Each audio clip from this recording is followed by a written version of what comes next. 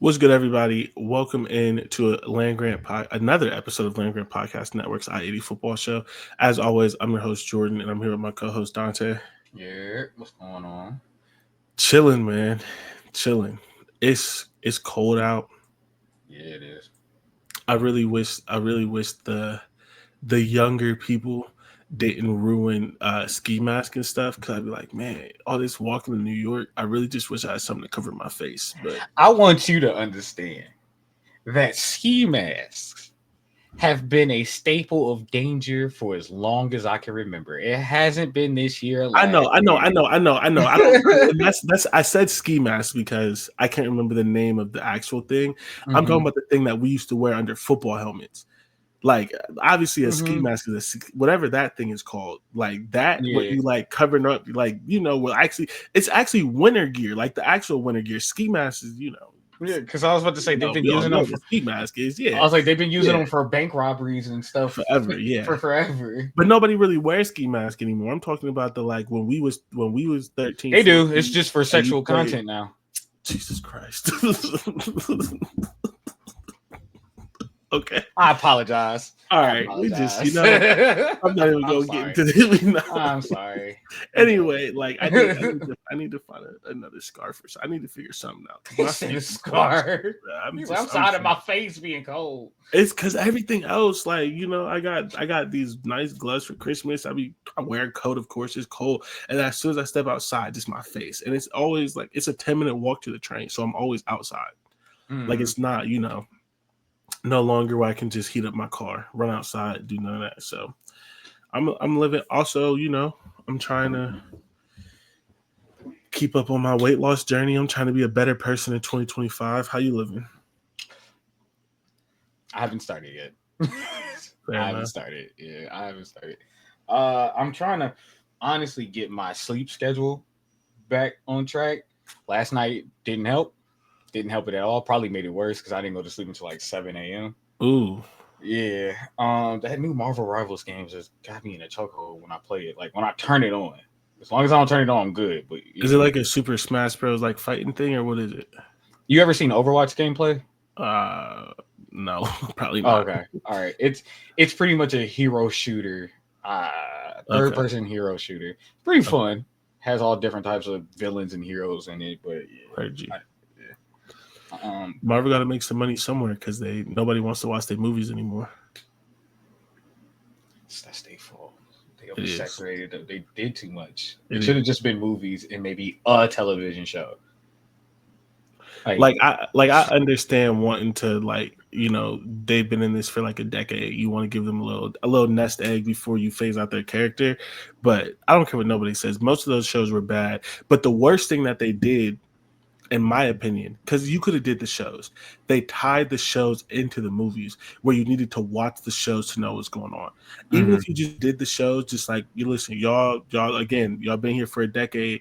We want to give you a little nest egg. We want to give you a little something. We want to keep your character around. We already killed off half the characters. Just make it a standalone thing, and just don't. And then the movies move forward. But there's like, you gotta watch Agatha to get multiverse, and you gotta watch this one to learn this character, and then freaking, I think Kang was introduced in Loki or something, and I think Loki's the only one that I watched. But like, Kang was introduced it I was I introduced don't remember which the last Ant Man came out. I don't know which one was first. it was It was either Loki or that last Ant Man. I don't but I remember know which for a one. fact he was in Loki. Yeah, no, he's in I don't both. know, yeah, but Yeah, I'm he's like, in both. Yeah, I just don't yeah, remember which one came out first. I don't know. That's where they really messed up. But you I know, I think I think they could have kept the shows tied in. It's just don't give me 5 shows at once and then 2 movies. To like you can't in a year give me 5 shows and then 3 movies and be like watch it all, bro. yeah, so I honestly don't think the show needed to be tied in, because like Agents of Shield wasn't tied in.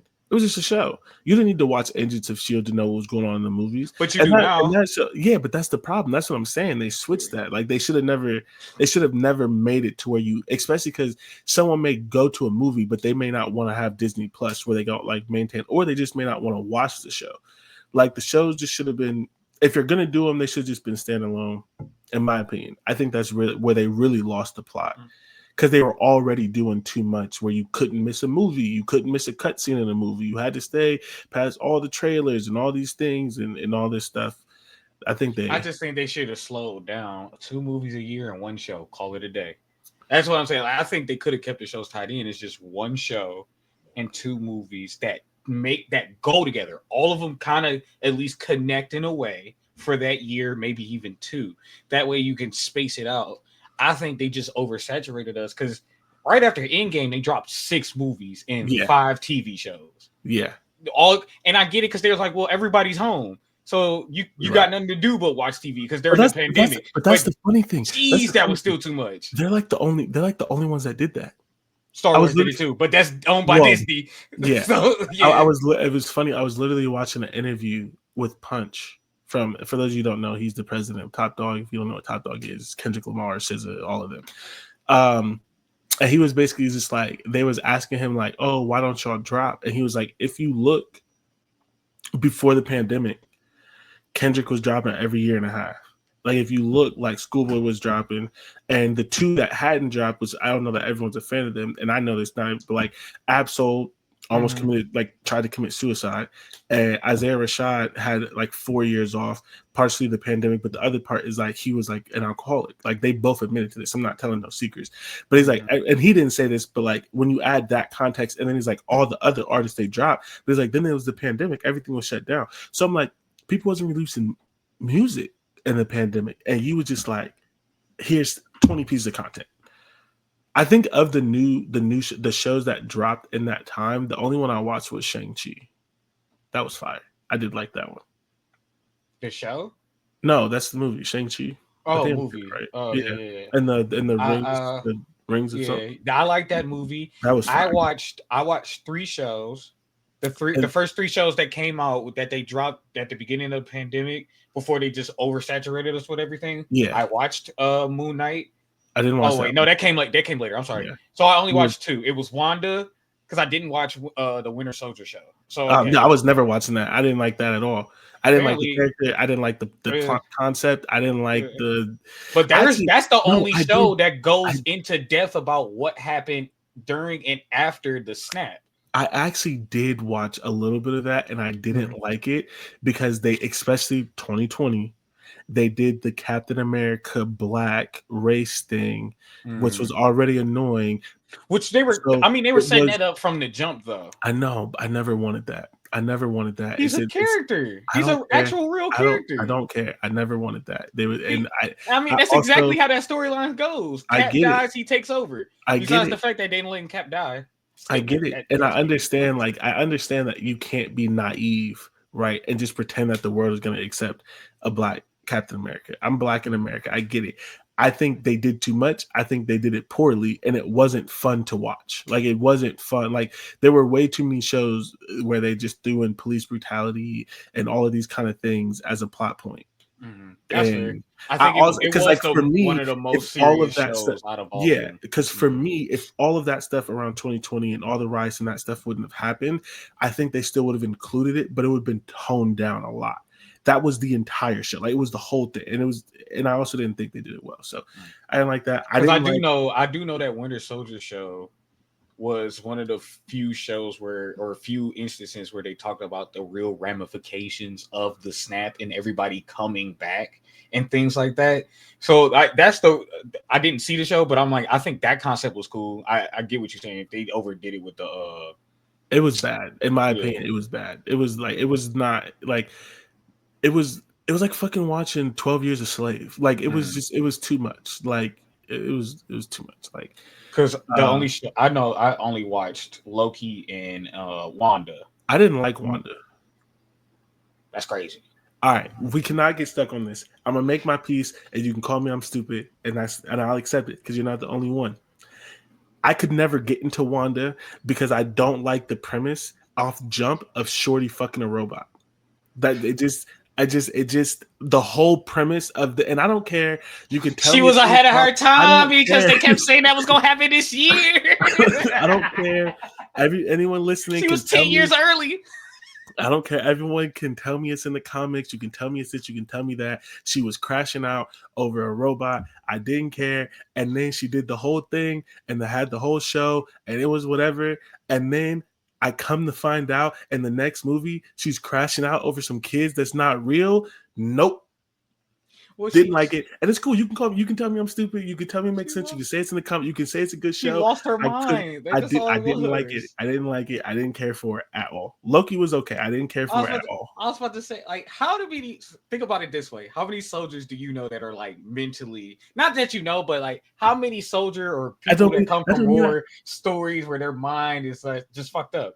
I don't mean. She That pretty don't. much was in she was in a I get. universal war. I get the concept. I just didn't like the show. Fair enough. Fair enough. And I Fair also enough. just didn't like the like. I just like. I'm like, oh man.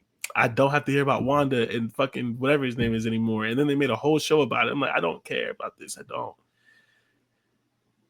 It's just it didn't I matter to liked me. Wanda. I liked Loki. I really liked Moon Knight. I didn't I understand didn't. why Yeah, people I didn't didn't like watch it. that. I liked it. I enjoyed it, and that was the last of the shows I watched. Because I also don't own Disney Plus, so there's that. Yeah. And I know I'm going to say this, and Sammy, I know you're listening. Hush. Because you're going to be like, well, technically, you could have asked me for. There's been several people like, you could have asked me for that. I don't care. Shut up. I don't own it. So I don't own it. I don't want it for free. I'm not gonna get. Like, yeah, no. Anyways, because you have things to do. We're gonna take our break here, and just leave you all hanging, so you all can be mad about our movie and TV show takes.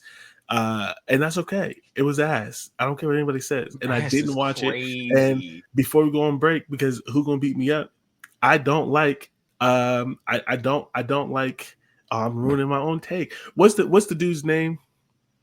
With the things, Doctor Strange. I don't like Doctor Strange. I don't like any of his movies. It's a white savior movie. What? Why is the leader of Kung Fu white? And I know the history Oh, you're because doing the wrong. Iron Fist and all of them at the same time. But why you watch that movie and the two highest people and this order of magical is a white woman and a white man? I don't want none of it. Don't want none of it. Don't care.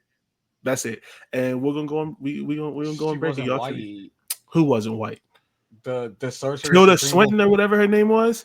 Well, at least she's You ain't not. watched the movies. The top Yeah, of the top that brought that was a yeah. white woman. That was She what are you talking about? they did. I'll tell you this. I They know she cast. wasn't white. I know she wasn't white in the comics. I was about to say they cast her wrong. I'll give you Yes, that. They and did. I They don't. cat. They did. But we get that all the time.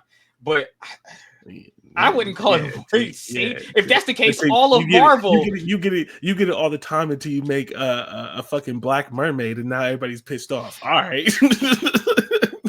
I would say Now we all. got to be accurate. Now it's cool.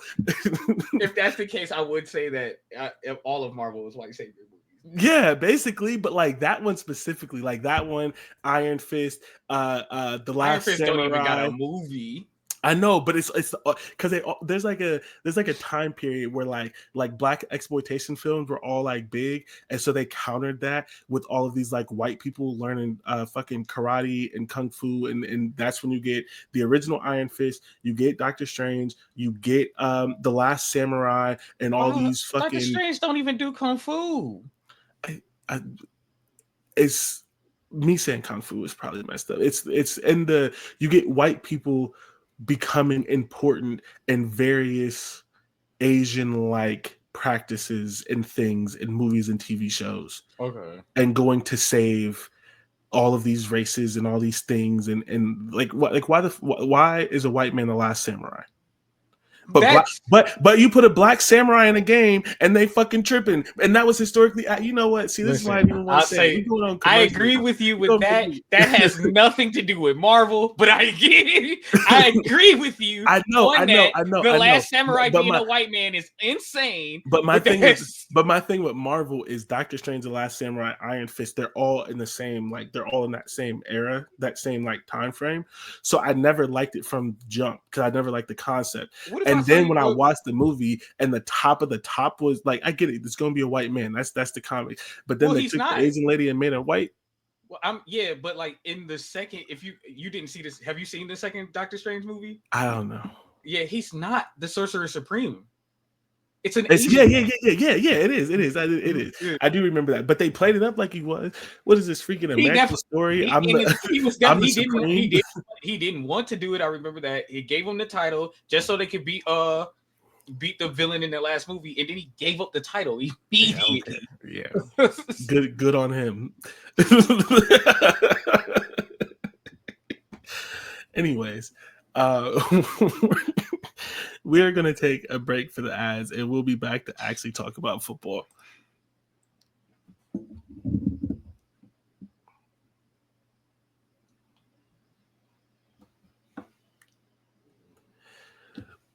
What's good, everybody? Welcome back to the I-80 football show. Because I'm sitting here thinking about all the different variations of each of these superheroes. They're all different. There's a black Doctor Strange, an Asian Doctor Strange.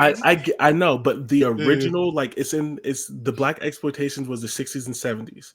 So like right after that is when all of these came, and there's an era of this thing where they're like, because they realized that the black exploitation and the Bruce Lee and the Jet Li and all these movies were popular, and they said, you know what this needs? This needs a white man. This needs a white man in Asia beating everybody up, coming out on top like that. That is what you know what? All the samurais are dead but one, and he has to be white. Like we already had Samurai Jack. I've actually never seen that movie. I don't even know what the premise of The Last Samurai is. Yeah, it's the same thing as Doctor Strange. Some white man goes over to Asia and turns out to be the best. You didn't see those movies in the world. Like you didn't see the Doctor Strange movies, dog. Look, I know the premise. I saw the No, you don't. For sure. Yeah, I do. Yeah, I do. Yeah, I do. I know what it is. Anyway, Penn State is, I don't know if you've seen this, but I thought it was very interesting. So to set the stage, right? In 2022, Michigan makes it to somewhere. They make it to the playoffs. They get bounced by Georgia. All their seniors come back. 2023, they go undefeated, win a national championship. Yep.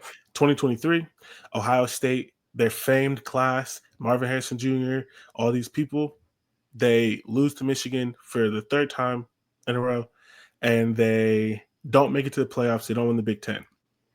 Most of the overwhelming majority of their juniors, draft eligible seniors, come back. Ohio State is in the national championship, and they are the favorite to win. And so what has now happened is Penn State said, well, if Michigan can do it, and if Ohio State can do it, why can't we? So we're going to talk about the game, but Penn State obviously had a great run. They made it to the Big Ten championship game, but they lost to Oregon. They made it all the way to the semifinals. They lose to Notre Dame, an interception away from being in the national championship. Essentially, all their players are coming back. Quarterback Drew Aller coming back. He's draft eligible. Georgia did it too. Did they? I think Georgia did it after. I don't think they lost a natty or something and brought everybody back. Y'all, matter of fact, y'all did it twice. When you lost to Clemson or somebody, they were sophomores. Oh, yeah, I know Georgia. I think Georgia did it because they lost in the playoffs and brought everybody back. That's why, because I kept saying that. I swear that quarterback's been there since I was 10. Like so, or at least when they ended up winning their national championship. I think Georgia did it. Penn State's gonna do it a lot. We said Boise State should do it. Yeah. We even said I don't think that Arizona kid can, but I think we said if he's out. He's out. Yeah. He's like what 8? That's like 8 years or something. I'd be throwing the number out there, but it seems like they be there for so long. Jack Sawyer, I swear, has been there for 18 years. It's hilarious because he's a legitimate 4-year senior. Fuck off. It's legitimate 4-year senior. He hasn't redshirted at all. He's this is his he is the age he's supposed to be. Like he is the age he's supposed to be in college. All right, so then all right, Henderson, the running back, I swear has been there 4 years. No red shirt. He started as a freshman. Straight up, 4 years. Almost everyone on Ohio State's roster, like the stars, are just straight up 4 year guys. They were all in the 2021 class. Mm. Trey, Jack, JT, Lathan Ransom. Maybe not him. He may be a 5th year guy because he got injured. But Denzel Burke, the corner, like a lot of the players that are playing for Ohio State right now are straight 4 year guys. Because Ohio State had a mass exodus after Justin Fields and them. That's when they almost broke the record for the draft. And so then all these, like Denzel Burke was a wide receiver in high school, became a corner at Ohio State, and started as a freshman. JT and Jack basically started as a freshman. Like most, not all, but like most of the names you know in Ohio State are just straight 4 year seniors. It's crazy. But it feels weird because everyone else has 5th, 6th, 7 year guys, but most of Ohio State's rosters are 4 year seniors. It be feeling like them because I feel like Texas, those quarterbacks. I guess it's because I know we've been hearing Manning's name for forever because his name is Manning, but it feels like he's been in Texas for 5 years, and I know it's only been 3. It's been 2. Fuck. Yeah. Don't ask me how. Just don't ask me how. That don't make no sense. I don't know how. No red shirt at all. No, just 2 straight. Did he redshirt his first? No, he may have redshirted his first year. But either way, this is his 2nd year on campus. Like last year was his freshman year. He may have redshirted because he was the 3rd string quarterback. This year is his 2nd year on campus. So redshirt or not, he's been at Texas for 2 seasons. Oh my god! The thing that messed me up, because I was talking about it on this podcast or the other one. I thought I think it was on this one because we were talking about Sark. Sark and Quinn Ewers have been at Texas for 3 years. I thought it was 2. I don't know. I don't know where the time went. This is their 3rd. I thought Quinn Ewers was there for about 4 or 5. It's 3, and then he was at Ohio State for 1. He's been in college for 4 years, but he's the pandemic class. So I think he just declared to the NFL, so we don't have to. Yeah, I saw that. But I think his class is the last class that could have gotten the pandemic 5th year, which is crazy because they should not have given that to freshmen. Like you didn't need to give that to freshmen who were barely affected by the pandemic. But so he was at Ohio State for 1. I don't know if your freshman year was 2020. You wasn't on campus. You ain't do nothing for real. That's what I'm saying. Like you just got there, but they just gave it to everybody. Well, there was because my thing is that it wasn't really a conventional year of school for a lot of those people, especially that year. So I could see them getting in an extra year. When they did it, it made sense. But now that we have players who've been in school for 7 years, it's like, come on, they got 2 degrees. He's got 2 degrees. You on your 4th school. How did you transfer 4th? You know what I mean? But yeah, that I think you should put a limit on transferring unless something happens. Like if you transfer 2 times, but then you got commissioned to come to a school by a coach and stuff like that, and then after that year that coach leaves, then you could be like, I'll be like, all right, you can have one more transfer window, but I think they do need to put a cap on how many times you can transfer. Me and DJ had a similar conversation, and I don't do this often, but I work in colleges. So at a certain point, there's a line for me where it's like, this kid's not going to graduate. Like at a certain point, I think, so, like, I understand, like, football players trying to go to the NFL, but the people who are transferring the most aren't going to the NFL. And eventually, someone who looks at transcripts and sees the transfer credit not work and has had to tell kids that, yeah, your 2 years of school count for a semester and a half. Eventually, I feel like there needs to be someone as a former transfer student themselves. That's actually the most annoying thing ever. Yeah, I really need someone to like look at, like, to be the adult in the room and tell these kids, like, you are never going to graduate if you're transferring every year.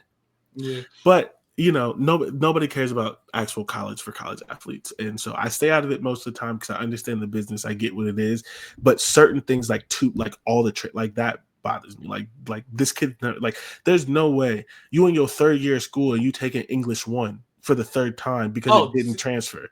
Like, come on, bro, you still taking algebra. See, but I that's my thing is like that's student in school's fault because why does the English one here doesn't transfer?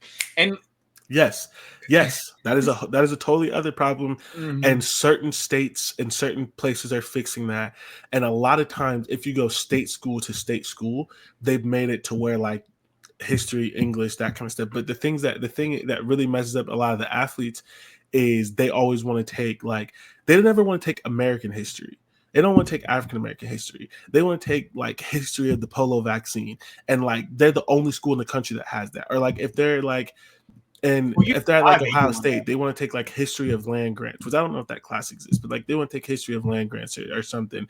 And then they go to Alabama, and Alabama doesn't care about that. And they got history, American history, African American history, and history of the Confederacy or some I shit. Like also, it's those types of classes that don't yeah, mix. I also think there's a problem, or at least a lack of, what am I trying to say, transparency about schools too. Because I never knew that Bowling Green's architecture program wasn't accredited. Oh, what? We can't Mm-hmm. talk about that right now. You have things that will be here forever. Yeah. That Like is, there's you've never told me that. That's Yeah, crazy. yeah. So when I ended up transferring, I got lucky in a way, because when I found that out, when I was transferring to Kent State, and they told me I had to jump in the summer architecture program to get into the architecture program, they told me because Bowling Green's architecture program wasn't accredited, and I'm like, well, how was I supposed to know that? Yeah, Y'all tell literally. me y'all one of the top in the country, and come to find out it's not even accredited. So if I Because finish my degree, I can't get my yeah, license. because Bowling Green's not going to tell you it's not accredited. There's a reason I never liked Bowling Green. Okay, so let's finish up the Penn State thing, and then we'll go into their game really quickly. So Penn State is trying to run it back, like That maybe makes Georgia sense. did, but we know for sure that Yeah. Michigan did, and then Ohio State did. So next year, that'll be a big tenet of this show to see how this works out for them. Because right now, the Big Ten, let's just leave it to the Big Ten. They better bring in a receiver. Right now, the Big Ten is 2 for 2. So Drew Aller, as we said, is coming back. Both running backs, Nicholas Singleton and Katron Allen, are coming back. That one is very unique because not only are they coming back, they have been okay with splitting carries for 4 years. Personally, I think that's really smart. A lot of NFL is doing that. That's why Travion Henderson and Quinshon Judkins teamed up this year. Save your body, get your stats, whatever, that kind of, don't be a bell cow kind of thing. But there's so much ego in sports that the fact that they came in the same recruiting class, have already split carries for 3 years, and then both decided to spur the NFL, like that's dope. Defensive end, Dennis Sutton is coming back, who is going to be their best pass rusher now that Abdul Carter is gone, because no way, hell, he's coming back. He's going to be a top 5 pick. Defensive tackle, defensive Hey, end, I Zane mean, Durant. it happened with y'all. Yeah, top five No, picks. he's their Marvin Harrison. Like Marvin Harrison was not coming back. Like we got first round picks back, but like Marv was not coming back. Like he's gonna be a top. He Because I was wasn't gonna like say pick Aiden Hutchinson 23. came back and he was a top 5 pick, and then No, he was he so Aiden is different though, because Aiden wasn't a top 5 pick before he came back. And then he had like 13 and a half sacks, and they was like, yeah, we like Aiden is like and not just because they're white. Aiden is like Jack Sawyer, where like he was good, he was borderline first round, maybe second round, and then he came back and had a career year. And Jack is not going to get drafted as high as Aiden. Aiden's year was still better, but he was still a first round pick, but he wasn't where he ended up getting drafted. Marvin Harrison Jr., Abdul Carter, they were locked top 10. They were not coming back. Dom DeLuca, linebacker, came back. DB Zaki Wheatley came back, and then their center Nick Dawkins came back. A lot of these players are in the same class. They also do have 2 wide receivers coming in. Just because you mentioned it, Kyron Hudson from USC. I don't remember if he's good or not, and I watched so many USC games, which makes me think he's not. I And would. then former Troy wide I don't know receiver who it is. Devontae They were Ross. good on offense, and they especially passing offense. Remember, they surprised us a lot. Yeah, yes, that is true. Especially to keeping games in certain games that we didn't think they could keep in. So Yeah. I don't know. I mean, it's hard for him to be worse than what they've had. So let's because we're like over a week removed. No, we're maybe exactly a week removed. Let's give a quick sort of first thoughts, first impressions on the semifinals. How did you? Because we haven't talked about it yet. How did you think they went? What was your thoughts on Notre Dame, Ohio State, Penn State, Texas? How they played? What happened? Like, what are your? It's been a week. I was just happy that both games weren't really blowouts. Mm-hmm. They were competitive games. I had a feeling that Texas would like really put up a stinker and get blown out, but they didn't. Nope. You're completely right about. I told you Notre Dame and Penn State will put up 20 something points, close to 30. Yeah, I was wrong about that. But it's funny because for the first 3 quarters, I was like, I knew it. And then the fourth Absolutely quarter nothing. happened, I said the and same I was thing. I was like, like, well, well, I guess you're right. And then next where thing you did know, this come from? and I'm like, Like, all right, well, you were right. 27-24 or whatever it was. yeah, 27-20, something like that. whatever the final score was. Yeah, whatever it was. Yeah, but yep. I think both games were entertaining. Um, it's funny. I saw somebody tweet. They was like, "I need college football. Like, we need to hurry up and have the national championship game," because they was talking about the first round of the playoffs and most of the games being blowouts. And I was like, "So we just forgot the first half of the college football playoffs that almost every game was a blowout." Yeah, So, like the games shot news report, breaking news, the games get better. Like as the good teams start to win out, the games get a little closer. Yeah, that's I don't know why we didn't know that. Yeah, I was like, that was funny. Like y'all forgot literally last week, but because it was literally the week before. Yeah, like it wasn't even the week before, wasn't it? Thursday, Friday. No, I meant the NFL playoffs started last weekend. Yeah, but so that's what I'm saying. Like literally the weekend before. Yeah, we're blowouts for college playoffs. Oh yeah. Yeah, so it's like y'all forgot in a week what happened. They did. Yeah, I don't know. I don't understand. Yeah, me neither. But I they were entertaining games. Especially the Notre Dame Penn State game. Yes. Instant classic. Yeah, Ohio State Tennessee was not a classic, but that one was. It was a good game, though. It was, but it was not a classic. Yeah. It was just it. And I'll also say you're right that they were the same team because they pretty much did the exact same stuff. And I think the numbers were very close. I haven't looked, but I think the stats number were close. The score was only 3 points. No, it was 7. It was 3. It was 3. Yeah, because it was tied. They threw the interception, and then they kicked the game-winning field goal. So which blew my mind because I was like, ain't no kicker in college making a game-winning field. Shut up, Dante. We went through my head after that. Man. Yeah, it was 27-24. Is that what you predicted, or did you do 30-27? I think I said 30-27. Okay. Or something close to that. Because I was like, they can get up to 30 points. And you was like, I don't think they get to 20. I didn't. I think 19-13. I didn't think they was getting to 20 at all. Yeah, no, that was fun. That was a good game. It was a good game. The one thing I do want to, I would say, might have to.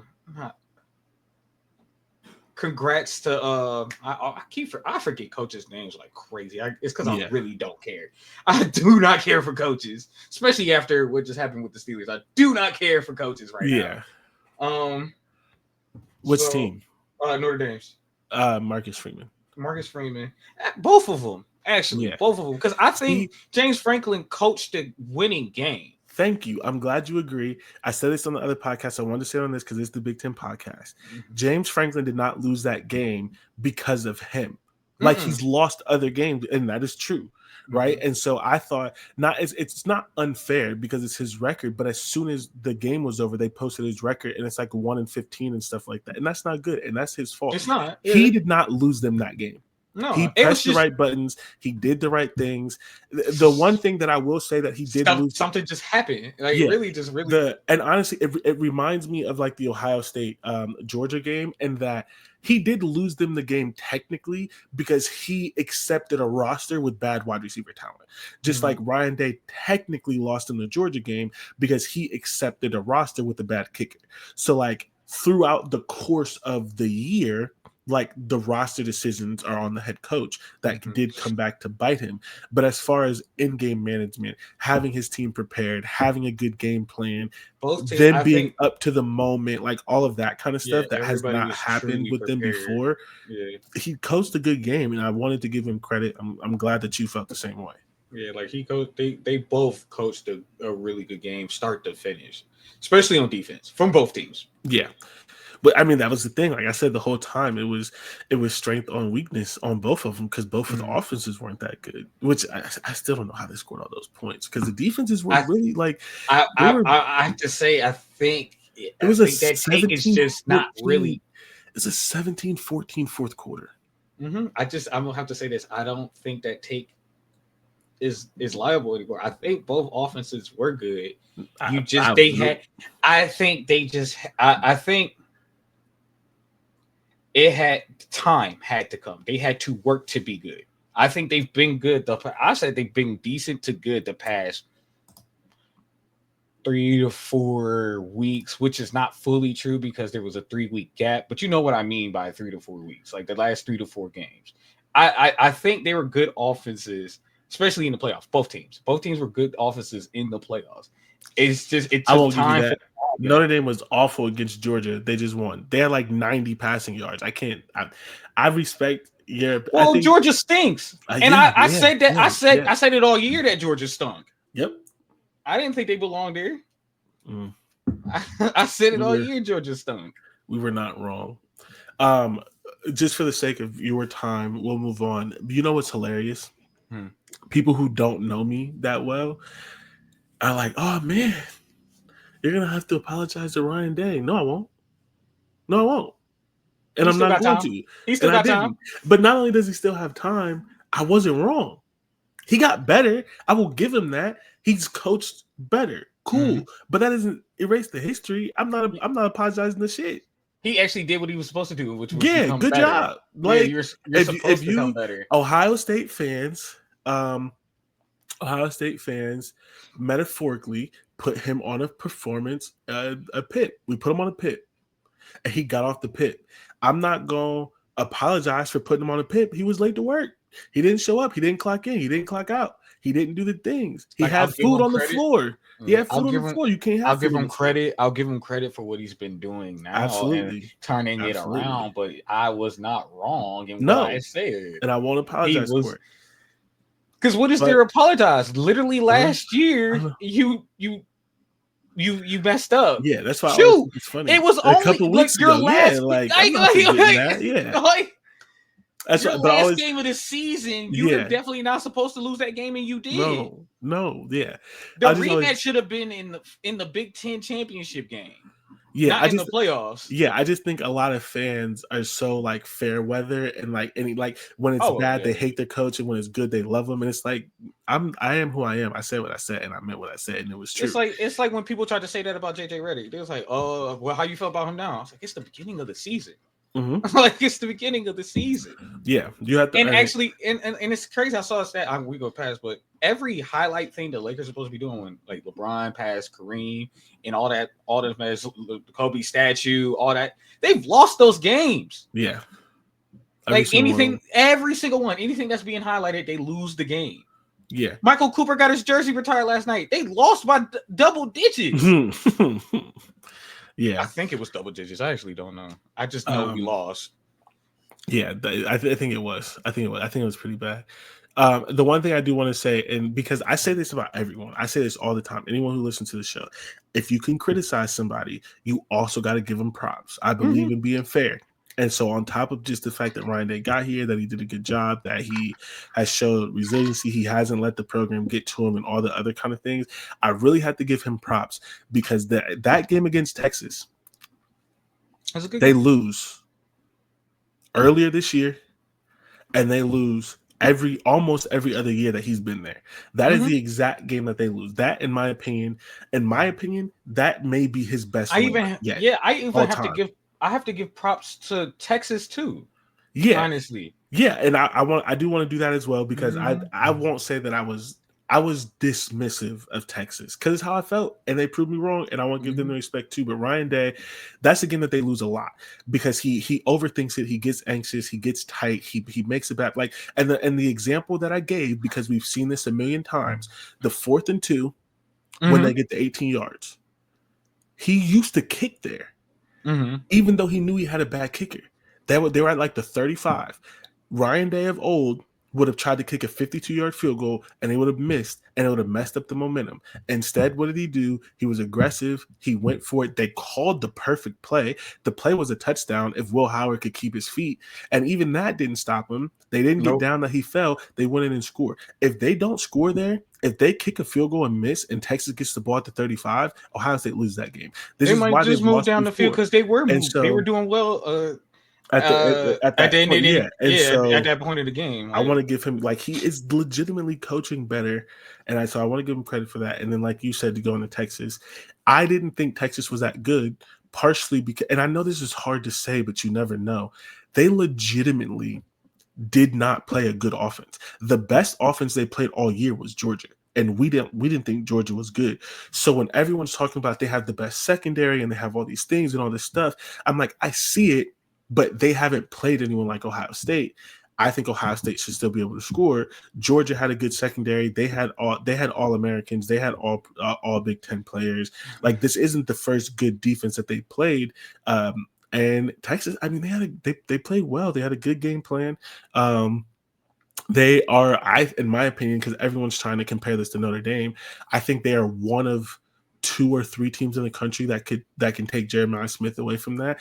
Because the thing that people don't understand is like Texas and Michigan are not the only schools that have played zone against Ohio State. It's not I the will say that zone they that was played. effective. It's Mhm. how good they are in it. It's the fact that they can play zone and they don't let anyone get behind them. It's the Yeah, fact that they keep their head on the swivel and that when the ball is there, they trigger and they make the tackle. Not I was only about to just were say they playing zone, they Ohio tackled State well. didn't get a lot of, because the thing with zone is, yes, you don't typically get them out of position, but you want run after catch and stuff like that. You need to break tackles underneath. Ohio State Mhm. wasn't breaking tackles. We didn't see the Emeka Egbuka 3-yard play turn to 15. We didn't see the Jeremiah Smith 5-yard play turn to 30. And I like And they Michigan and played. You Texas, could I think, tell are for two of us. the teams that can do that. Yeah, and for there was like 2 plays. I don't know. There's times that Jeremiah Smith was frustrated, Yeah. legit frustrated, Yeah. and I was Because like, that's exactly what you're supposed to do yeah. to him. And then the Especially other since he's thing, young. yeah, and then the other thing is there were times that he was open because he's great, but in those times that he was open, their pass rush was doing just, cause they got, first of all, they got the first 2 sacks on Will Howard all playoff. Hadn't been sacked all playoff, but then on top of that, there was some pressure in there that some of the longer routes, like Jeremiah would be open on like a backside dig or something like that. But that play takes some time. And Hmm. Will didn't always have the time. So that's why he was doing short to the middle for those 7-yard things that were there the whole time. So, yeah, I mean, Texas earned my respect too. And honestly, as much as people are killing them for the pitch, I get that play. They Mm. got the right look for it, right? There were two things that hurt that play. And there were 3 things that hurt that play, and 2 of them are because of the same person.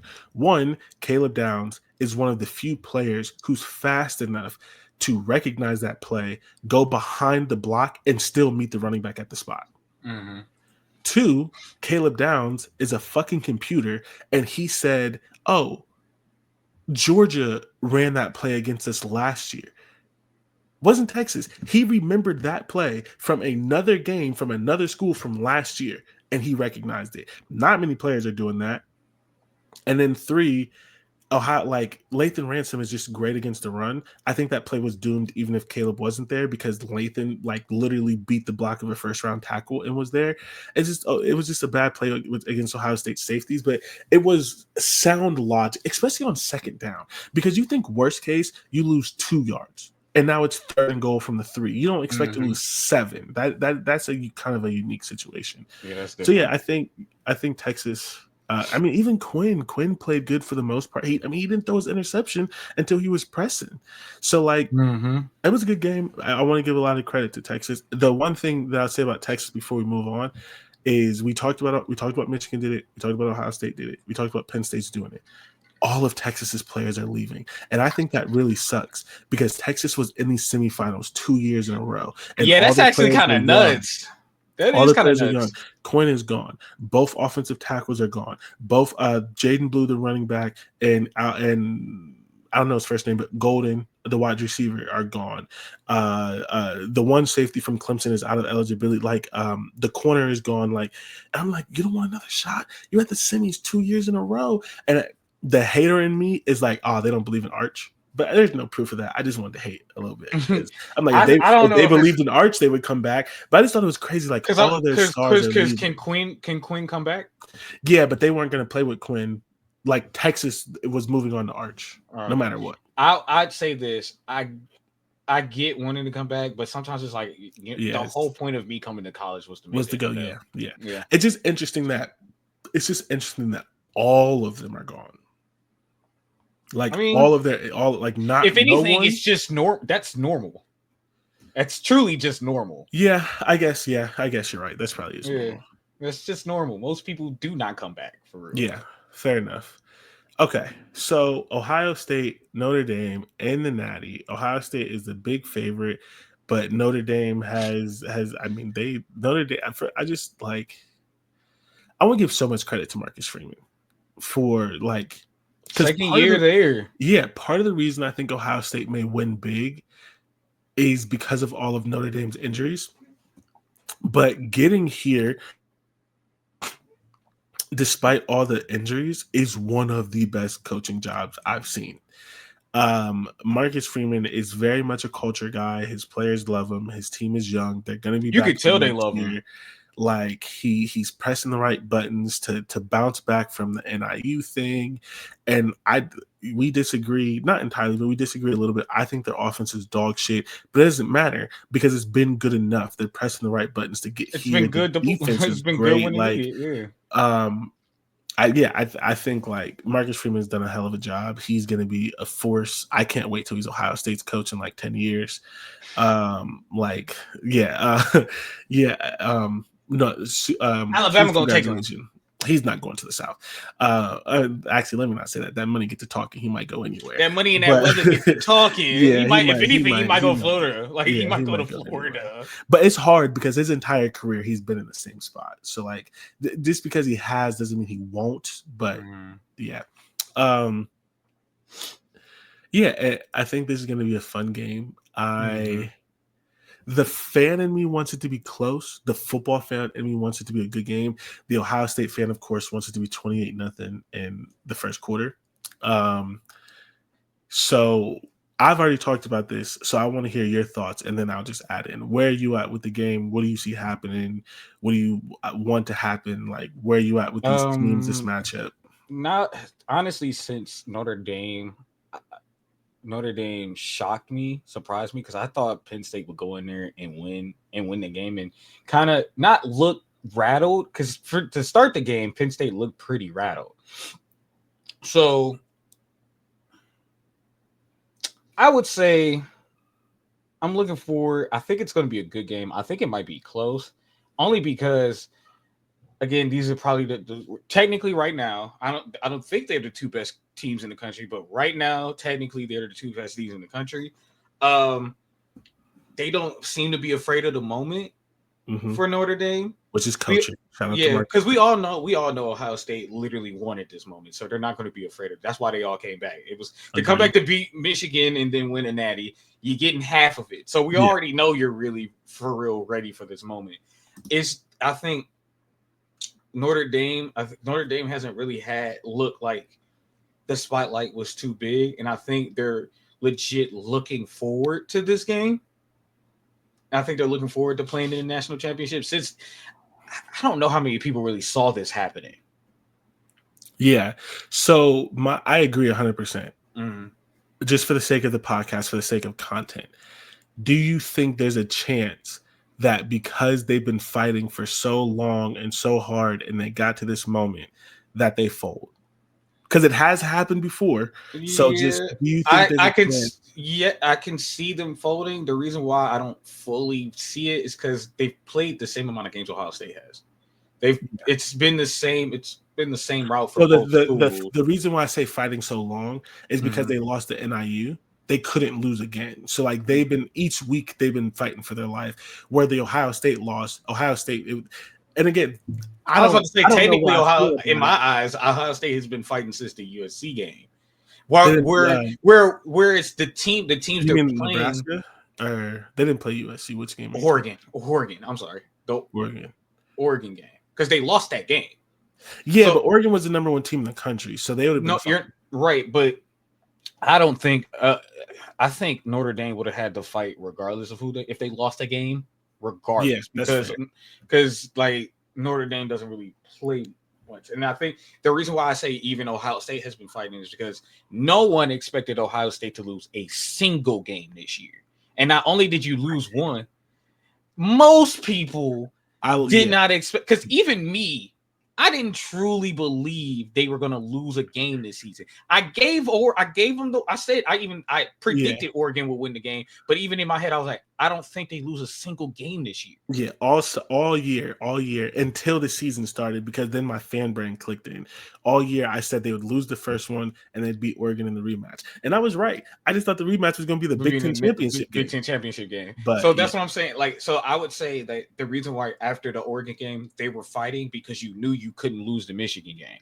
You had to and win everything and but win the Michigan game. yeah, So I would say they were fighting as well. I give you it's a bigger fight for Notre Dame, but I think the fight is exciting for them. yeah, yeah, I think they enjoy this challenge. That's why I say I think this is going to be a good game, because the Penn State game, they enjoy that was a challenge and they enjoyed mhm, it. This is a bigger challenge, and I think they're going to enjoy that as well. yeah. So to talk about the game on the field, because we've talked a lot about the outside. The thing that troubles me the most, because like Texas, I was a little dismissive of Texas, but I saw how they could do it. Mm-hmm. I don't know how Penn State, Notre Dame. I don't know how Notre Dame consistently scores against this defense. And I think Ohio State's defense has been somehow underrated, because everyone was saying Texas was the best defense in the playoffs and Oregon and all these kind of things. And the kind of like grinded out, like, especially focused on like the quarterback run. And Mm-hmm. I'll give Riley Leonard his props. He threw decent against Penn State, but because he threw 23 times, he also threw 2 interceptions. Mm-hmm. They typically like to win with him running the ball, and it's Ohio State. In my opinion, I get it. Penn State's defense is good. Georgia's defense, Ohio State has the best defense that was in the playoffs the whole time. I felt it the whole time. I think it's proven out to be the whole time. They have 16 sacks in 3 games. They have multiple turnovers. They have the defensive touchdown. They have all of these things.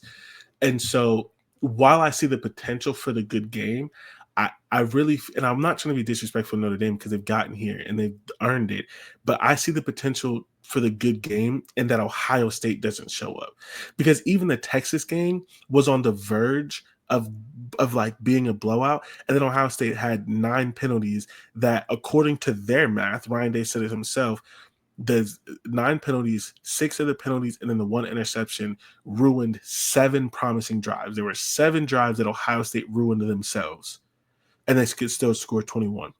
I So think it's so. entirely possible that Ohio State does that again, because it's a Ryan Yeah, Day football team. But not even let's just the say, Ryan Day football team. I think Notre uh, Dame is a while beating Penn State and been good. I can see Notre Dame being a lookover team, like how they kind of. I don't think so. I don't think so. I like, especially like, and it's funny that you say that, because people like, I listen to a lot of podcasts and they kind of talked about that. And again, this is just people's opinions, but they were like, Ohio State is focused. They're locked in. There's been a lot of games throughout the years that they've been on the beat that they felt like Ohio State was overlooking a team, or that they were like trying to get, like the Michigan thing, trying to, because Notre Dame's a tough team. They were trying to talk and prove that they were tougher and like that kind of stuff. And this is their opinion, but I do trust it. They don't get that feeling from Ohio State. And like, there have been a lot of times that we've come into these games and I was like, ooh. And they're like, even last year's Notre Dame, and like the Lou Holtz comments and things like that. And so that does not mean that's not how it's going to show out on the field, but the vibe that's in the building, that's in these interviews, that's in this stuff, is that they're taking it very seriously.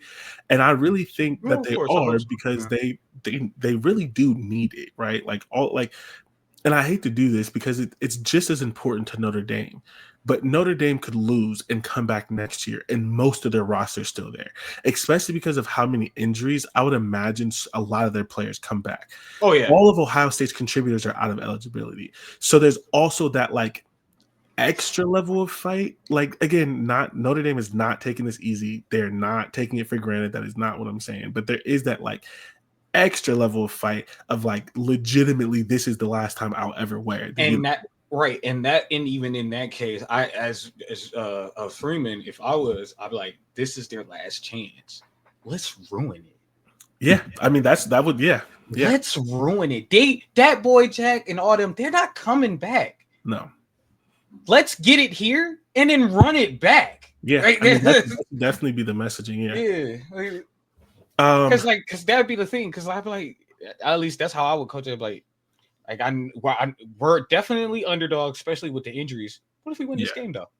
Yeah. Especially with the injuries, because now not only that, right? You can be the start of the talk for Ryan Day losing his job again. Lord.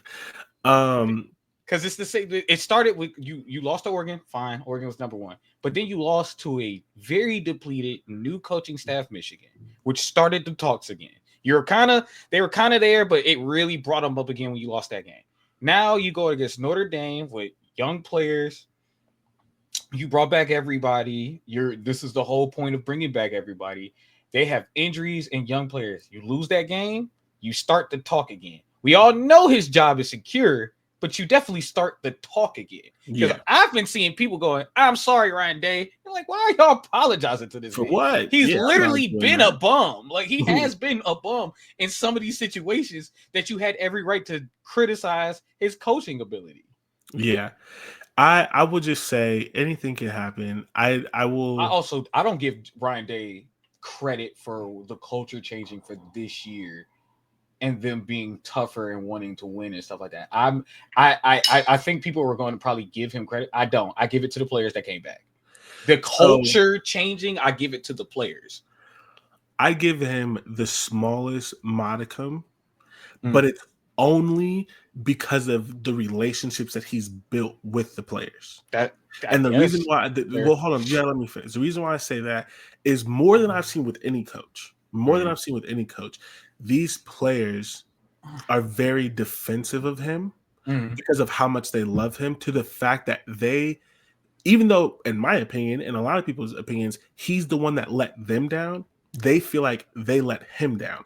And so there's a way that they reverence, like a way that they talk about him and like these kind of things, that I think so much of this sparked, yes, by the players, but because I think the players felt that they were the reason Ryan Day was getting fired. And so I think they were like, no, and that shows, and I know you don't not a fan and not, like, you don't listen to all the interviews, but that has shown a lot in the interviews and the way that they talk and things like that.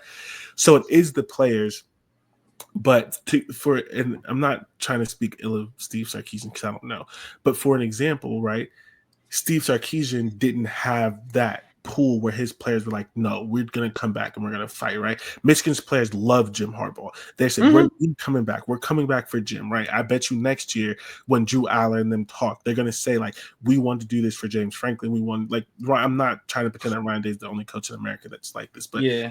I think that, like, led by the players, yes, but because of the relationship that and the respect that he's earned from them and how he's fought for them, that they feel like they owe it to him. And we've all been in sports before where you don't always feel like you owe something to your coach. You're in and out. Like, I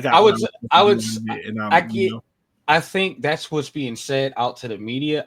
I would say that that is true alongside that. I think they just wanted to make it up to themselves. Also, yeah, of course. Like, I think it was I think it was mostly like, we should make this up for each other. We should have never missed the playoffs and stuff like that. So I think that's really what it was. Especially, like, I think it was that, and it was like, bro, we can't also go 4 years and never beat that school. Yeah. So, and also, you know, or at least be here my entire time and never get a win out of that. Like, I can't be one of those, and you are. but that's the thing where it's just like, and both, because we've said everything in your time, I do want to wrap up, but I would say the Texas thing, I really needed to see the Texas game, because the Texas game shows me that because again, that's a game that Ryan Day loses. So now I believe that even if Notre Dame makes it a fight, Ohio State could still win that fight.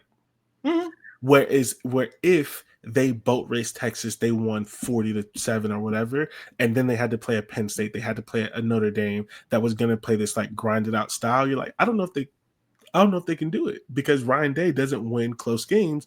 All of his games have been by a blowout. So for them needing to step up, for them having 7-8 drives where they don't score and they're punting and they're losing the field position battle, and now they need a goal line stand. That makes me feel even better when you add in also the mission that even while we both think they could lose, that even you recognize, like, you're seniors, you're not coming back. You're 0-4 against Michigan. You this whole season you said you need to go to the Natty, like all of this already motivation that they have. Then you add in the fact that they showed that they could do it against Notre Dame's bad, but against Texas is better than Notre Dame, I think. And so yeah, we'll see. I don't know.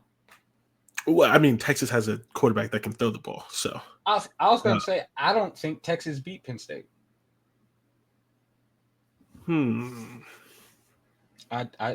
That's my opinion, but from this season, at least the playoffs alone, I don't think they do. I don't think Texas beats any of the big three Big Ten teams. Okay, all right. So hear me out. Mm-hmm. The Texas that played Ohio State does. The Texas that played the first two games doesn't, and that's the Texas we all thought was going to show up.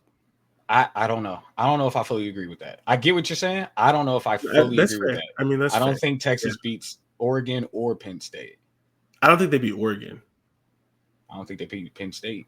Penn State's defense, what, 2 notches under Ohio State? Yeah, it's not far. I mean, they're really good. They're really good, yeah.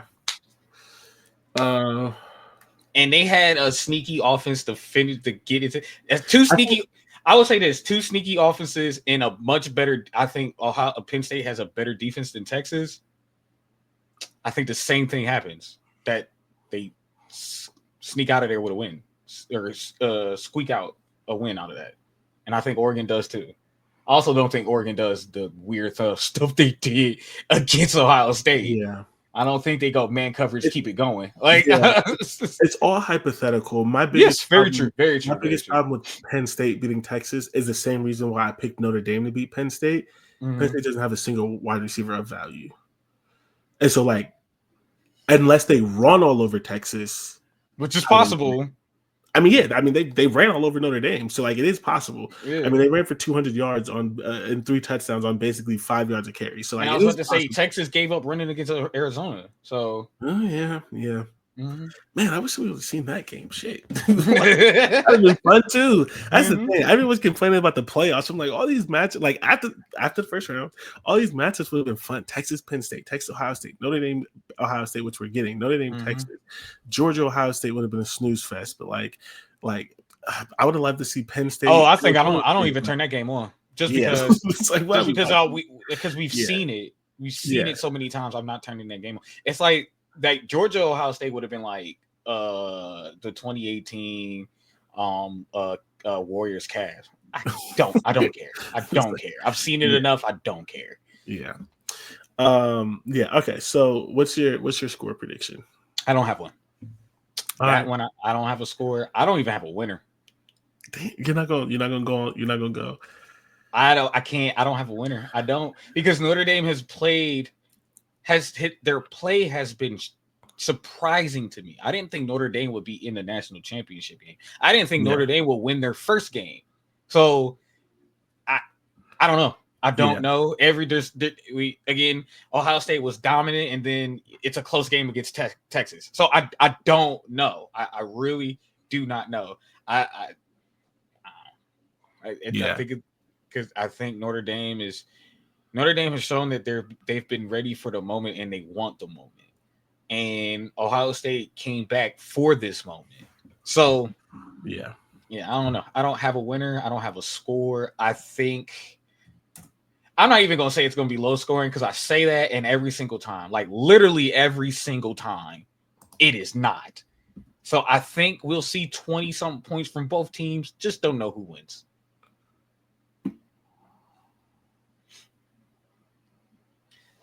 It could be what happened in the Notre Dame Penn State game. Just nothing for a while, and then what the hell? Yeah. I'm going to let Fan Brain take over. Okay. And I'm going to say Ohio State 31-13. 31-13. I think Ohio State gets another defensive score, and and this is my game plan, and if they're smart, they'll use it. I think they trick, which is basically what Penn State did. They gave 200 yards, but they got the 2 interceptions. Mm-hmm. They trick Riley Leonard into having to throw. Riley Leonard ran for 90 yards against Georgia, and then Penn State, he ran for 18 carries for 35 yards, 1.9 yards per average, and his longest run was 6. I think Ohio State makes him throw and says, if you throw for 200, we'll still beat you. And the difference between the Ohio State and the Penn State is Ohio State has a better offense. I think they take that game plan and they say, if you can beat us in the air, all right, but you're not going to run. Jeremiah Love, you're not going to run. Jeremiah Love was 11 for 46. It was decent, but like Penn State ran for 2.8 yards per carry.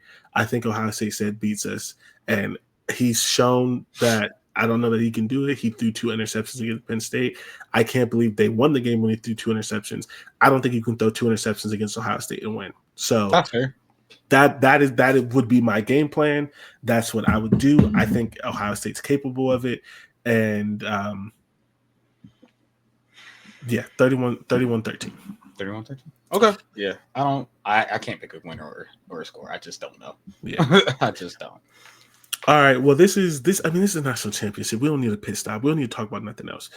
We will catch y'all next week after the national championship. As always, thank you for listening. Please give us a like and a follow on YouTube, a subscribe, whatever it is. Tell your friends about it on YouTube at Get Defensive Sports Network. Stop putting national championship games on work nights. Please. And that's my pit stop. Stop doing that. Stop it. Especially when you're gonna put the game on at 9 o'clock. Because everyone at my job knows I'm a fan, so I can't even take off the next day. Yeah. I can't pretend to be sick. I can't I gotta be at work. Like you can't put this game. You put this game on at like 8-9 o'clock at night. I think it says it's supposed to start at 7:30. It's gonna start at 8. It's gonna start 8:05. If it says 8, it's 8:05, 8:10, 8:15 for real. And no, college is always like 25 minutes behind. Media coverage starts at 7:30. I bet you if it says 7:30, I would be surprised if this game kicks off before 8:05. Okay. Yeah, because Cincinnati, they're gonna do all the promo packages. And that's why I say 8:15. Yeah. That's why I say 8:15. You stop doing it. Stop. Please. Stop. And I know what the reasoning is. It's just so people on the West Coast can watch the game. Fuck them. I don't care. Work. Be an adult. Use your PTO if you have it. Not everyone has PTO. What you know? It's not even just that. I know companies allow people to watch those games. I watched a lot of Olympics at work. Yeah. Not working. Like we were just in our lunchroom watching the Olympics. So I know y'all could do that. Stop playing these games late because you're worried about the West Coast, but don't give a crap about the East Coast. No, not at all. But as always, thank you for listening, and we will catch you next week.